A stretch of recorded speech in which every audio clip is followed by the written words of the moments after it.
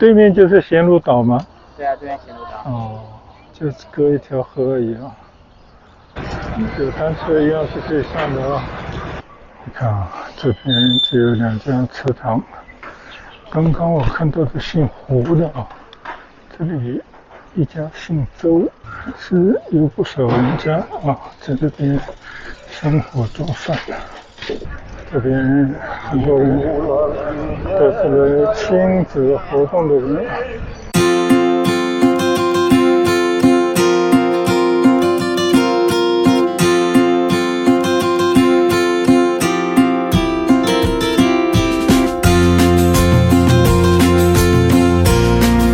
嗨，大家好！现在呢，我来到了白云区江高镇的一处农村，它有一个跟东北地区重名的名字啊，叫鹤岗。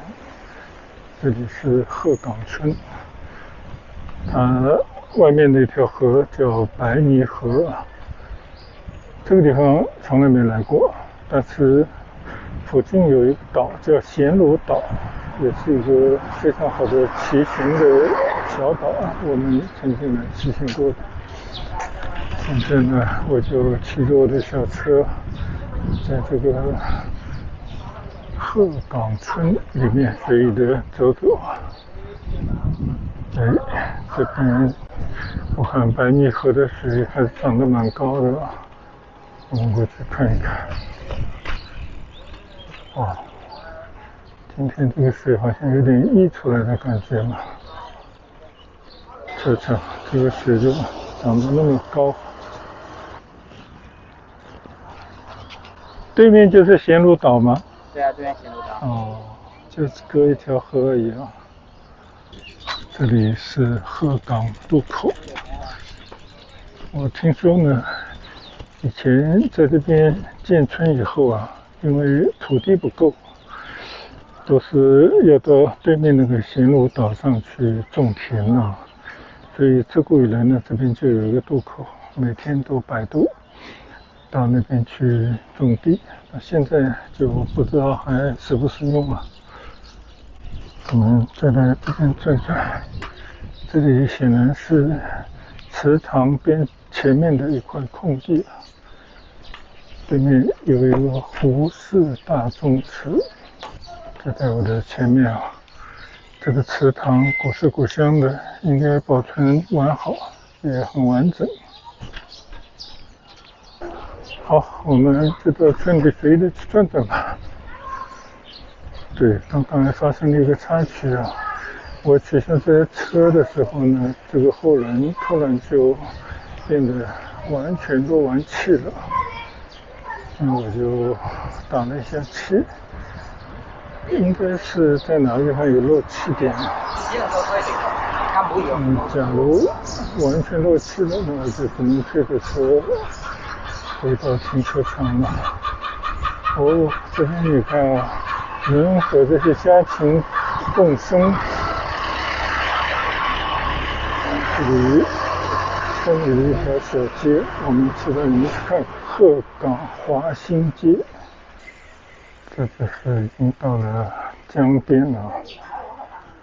我们到这边来稍稍的观望一下吧。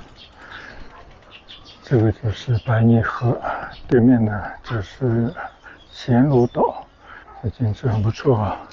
检测了一下胎，好像并没有漏气啊，不知道是出了什么状况了。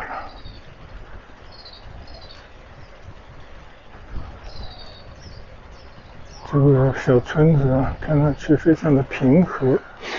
你看啊，他们的家禽啊，就是散养的，就在村道里面随便的在那边嬉戏。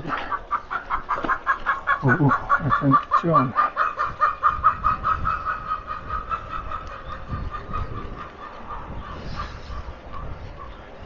这里呢，应该已经属于广州比较偏的地方了，应该是广州的最西北角的地方，也就是说远离闹市区，所以呢才保留一片净土，就这些老百姓呢，在这边世代务农。反而呢还保留着一些这种传统的农村的样貌啊，包括村里不少的祠堂。看到这个村里的老人家也是围着那个桌子在那边打牌啊，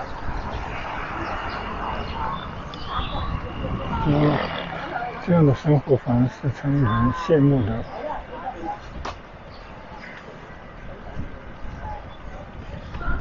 你看啊，今天好像是涨潮的时候，我相信平时的水应该没那么高的。这边也是一个码头。你看看这个水都已经摸到这儿了。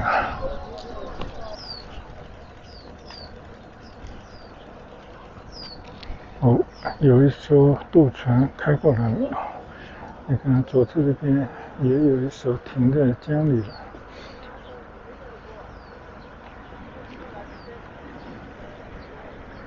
这些村民啊，据说现在还是每天利用这样的渡轮渡到对面去管理他们的种植的田地啊。当然，现在很多人到这边来是旅游观光的，对，会搭一段这样的江轮到对面去，就变成了一项休闲活动了。你看，这个渡轮跑得也不慢了，还挺快的，冲冲冲冲冲冲就过来了。这种景象啊，就还是跟慢生活联系在一块儿，就大家还是用一种比较传统的交通工具，是这样来的。瞧瞧，这挺有意思的吧？鹤岗渡02号广州港，有单车一样是可以上的啊。这种小江轮呢，我体验过很多次的啊，今天我就不上去了。我们就到村里去转转吧。左侧是一个篮球场，还算是一个标准的球场。这个江边呢还画了很多停车的位置啊，我相信不仅满足村里人停车，大家到这边来观光旅游呢也是可以随便停的，在这边停车是不用花钱的。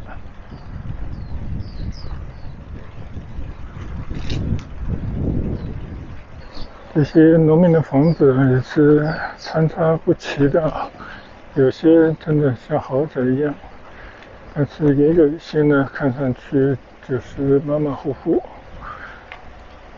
右侧这边还有留了一些自留地啊。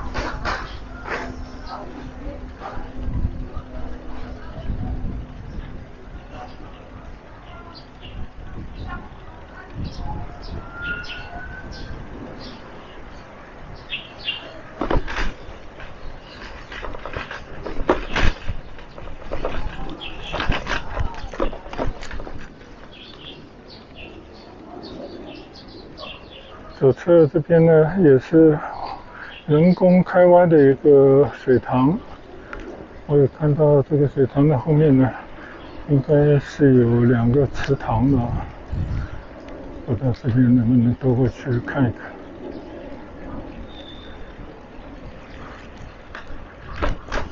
这个村庄并不是很大啊，但看上去也很安详，大家怡然自得的感觉啊。你看啊，这边就有2家祠堂，刚刚我看到的姓胡的啊，这里一家姓周，另外一家姓应该都是周氏祠堂，一个叫中广周公祠，边上这个呢就是周氏宗祠啊，但是有些不同的讲究的。边上有一个鹤岗村文化活动中心、员工别墅，这个水池边上有很多榕树，很漂亮，应该很多年了。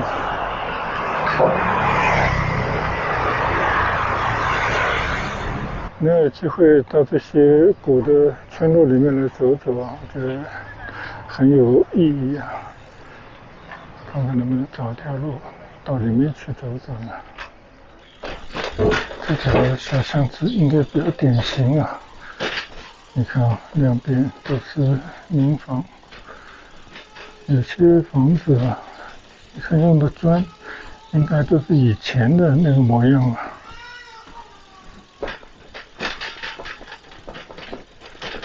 但我看很多老房子里面，应该也都是荒废的状态啊。哦，一只胖猫。喵，吓到你了。哦，跑了。这里还有一只猫，躺着睡到觉呢。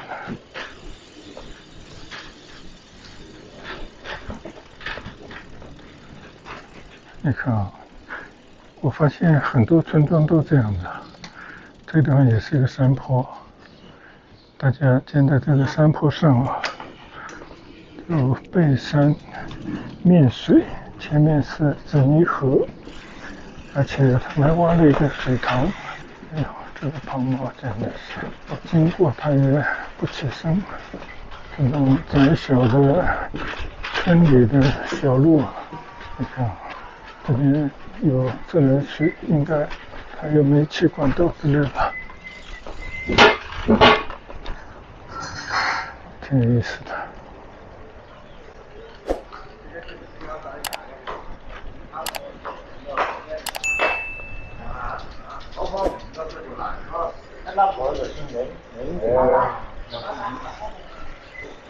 你看，他们还有一些老房子，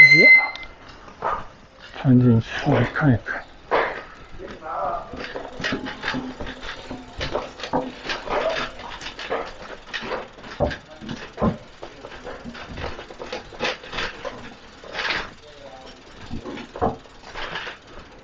其实大部分都是荒废的状态了，还是有不少人家啊在这边生活做饭的。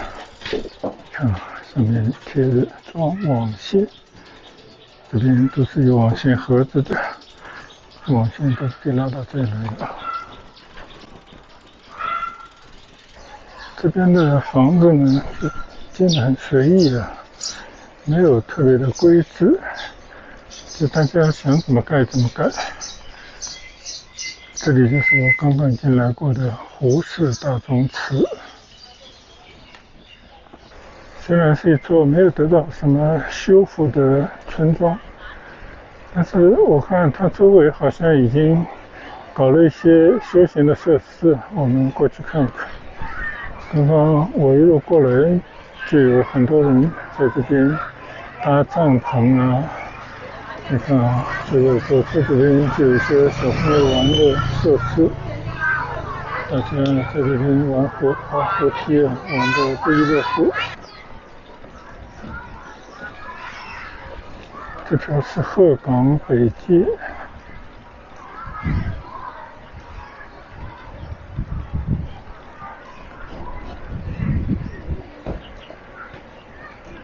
今天还在假期之中，所以来的人可能会比较多一些，车就很随意的停在马路上。我的右侧呢，都是一些种应该蔬菜的暖棚吧，但是左侧这边呢，就变成了一片大家休闲的区域了。这里有很多草坪，然后停了好多车，搭了很多帐篷。最外面这条呢就是白泥河了，对面呢就是仙路岛，这么一个地方啊。好，既然来了，我们也再骑到外面去看看吧。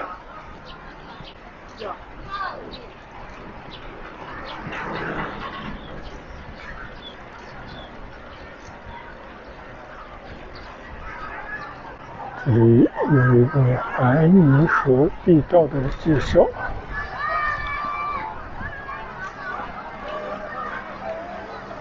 白泥河地道啊，就在江高镇鹤岗村的入口处。然后这边以前是一个沙子码头，慢慢改建成了。现在我应该已经来到了鹤岗村的外围了。这条路呢，就是我刚刚开车进来的路。其实呢，应该是一条堤岸。这个堤岸外面呢，有大片的农田啊。堤岸的左侧，那就是啥也没有，都是一些芦苇丛。今天呢，跟往日一样啊，也没有什么特别的目的，只是呢，找到了一个大家在网上议论的村庄。而且特别有意思是，这个村的名字和东北出了名的那个房价洼地鹤岗村重名。我相信很多人也是因为有这样的好奇，才来到了这里。但这边呢，完全就是岭南这个水道边上的一处村庄，虽然处于一个偏僻的地带啊。也没有什么现代的设施，但是也看得出来，当地政府呢也花了一些力气，是因地制宜的在村里搞了一些绿道啊，更多的可能就是供本村人休闲的地方，当然也欢迎其他地方来的人呢到这边来休闲。就总体来讲，是非常安静的一个村落。虽然外面来的人在这边搭帐篷，但是我看到村民们的生活呢，并没有受到太多的打扰。反而是我呢，骑着单车深入到这个村庄里面啊，那些真正的住的村屋的里面，在这边稍稍的转了一下，大致了解了一下现在这些以前遗存下来的房子，大部分呢其实都没在使用的，但是不管怎么说呢，应该他们也起了一些新的房子吧。整个生活呢肯定是过得去的，只不过他们的收入能不能支撑他们美好的生活的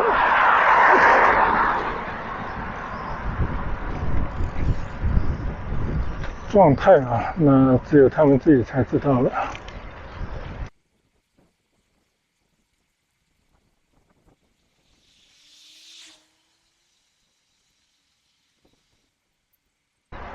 感觉这边还有一个村庄，不知道是不是同一个村呢？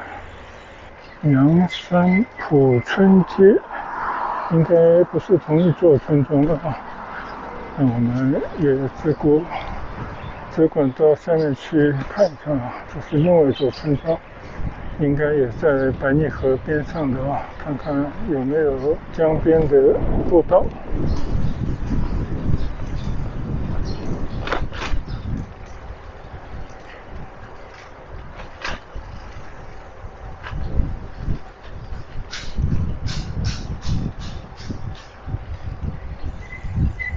貌似这边没有步道可以通过去的。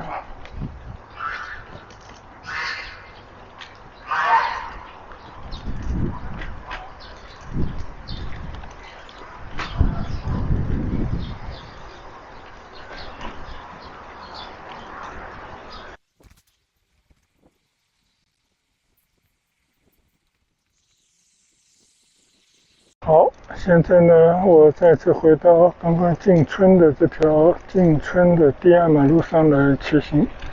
整体上看呢，这个地方基本上就是地处偏远的一处农村啊。农民们可能也会有想法，但是毕竟远离城镇啊，所以这边应该啥也没搞起来。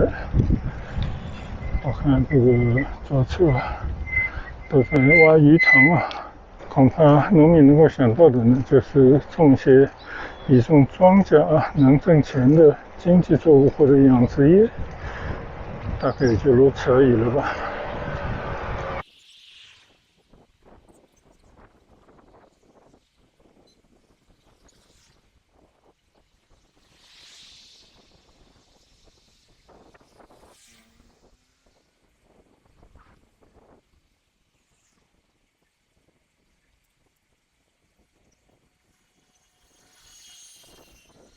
这个周围还有一些别的村庄啊。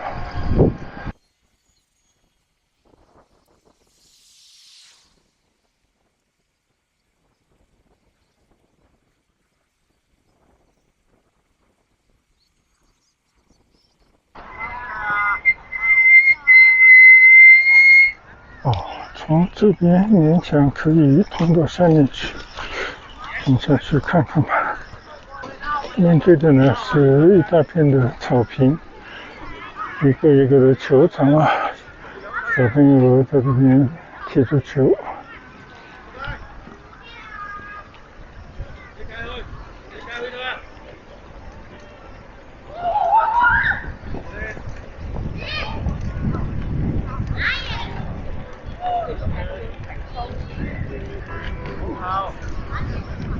这边很多人都是来亲子活动的人，你看多少帐篷，多少孩子在踢球。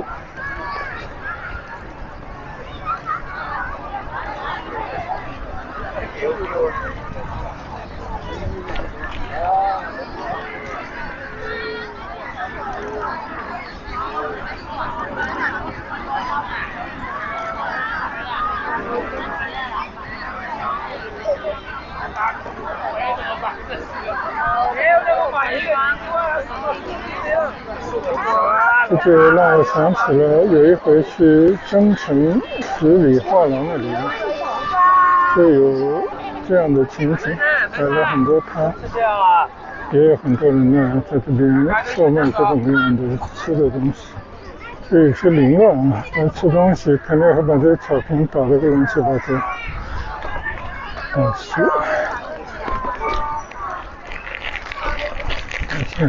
要一个地方休息一下。现在呢，我来到了正义，来到了白泥河的边上了。这边上就是白泥河。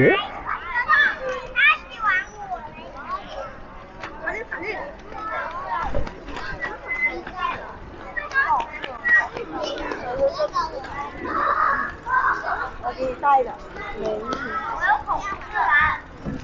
我有恐惧症了，就那个我今晚没灯的话，我怎么不信？要是在你完全像个小朋友，哇，不好看到那小朋友玩的这一个户外是挺不错的。这里就是我停车的地方了。那我们在鹤岗村里已经转了一圈了，在这边呢，我就准备结束在鹤泥村里面的骑行。谢谢大家的陪伴，谢谢大家的观赏。我们下一次在哪里再见面？拜拜。